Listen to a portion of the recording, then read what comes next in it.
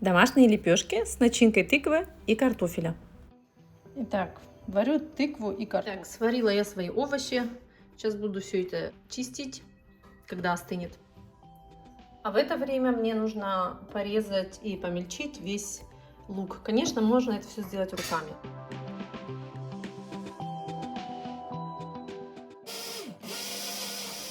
Итак, мой лук, или так сказать, луковая кашица, его я обжариваю, добавляю масло. И у меня всегда принцип: масло кашу не испортит. Добавила немножко острый перчик или чили и соль. Итак, почистила я свой вареный картофель, теперь столку наподобие толченки. Итак, раздавила я картофель. Не так уж прям аккуратненько все, может маленькие кусочки оставаться могут. Это наш лук обжаренный с томатной пастой. У меня смешанная томатная и болгарский перец.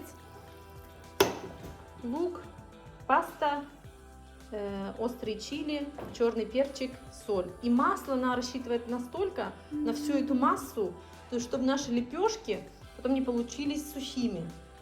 Конечно, во время лепки можно еще добавить маслица, но я постаралась уже сейчас побольше масла взять подсолнечного. Тыква сварилась быстро, так же как картофель. Я ее почистила от всего ненужного, от всех этих семечек и кожуры. Хочу сказать, что для тех, кто живет в деревне, я бы действительно посоветовала варить это на улице, на каком-нибудь огне, костре, котле, не знаю, потому что намного практичнее и экономнее, да, чем в доме. Так мы делали, когда мы жили в деревне в Турции, в своем домике. Посмотрите, у меня есть плейлист на канале Турция 22. Добавила сюда обжаренный лук, черный перец, соль и немножко острый чили. Так как тыква сладкая, смотреть хорошо, добавлять приправ, чтобы наши лепешки не были потом сладкими. Теперь добавляем масло. Опять же, надо рассчитывать на то, что это масло все нужно будет для большого количества лепешек. Тесто самое элементарное. Мука, у меня это темная мука, соль и вода. И все.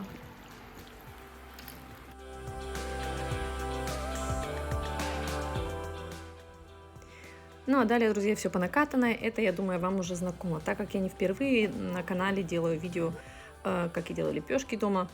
То есть раскатываю очень тонко свое тесто, наполовину заполняю их чем-то. Мне показалось, что масла было еще мало, и остроты тоже не хватало.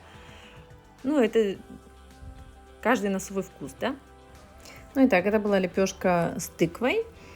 Конечно, излишки здесь я обрезаю тарелочкой с острым краем и выпекаю их далее на такой плате, который вы можете видеть позади меня. Иначе другой вариант — это на сковороде, просто на сухой сковороде. Не с толстым слоем сковорода должна быть, а более с тоненьким, чтобы она быстрее нагревалась. С обоих сторон, без всякого масла, без ничего. Вот, следующую лепешку я делаю с картофелем. И, конечно, она мне тоже кажется суховастой.